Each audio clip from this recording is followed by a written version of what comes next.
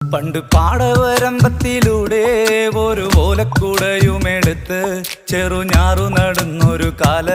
തന്നു ഓടി നടന്നൊരു പെണ്ണെ,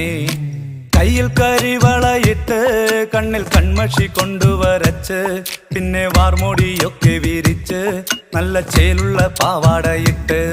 ആ തോട്ടോരത്തുള്ളൊരു കൈതോലക്കൂട്ടത്തിനോരത്തു നിൽക്കണ ഒരാൽമരത്തിൻ ചോട്ടിലിരിക്കണ ദേവിക്കു ചാർത്തുവാൻ പൂവുകൾ കൊണ്ടുപോയോ പെണ്ണെ, പൂവുകൾ കൊണ്ടുപോയോ.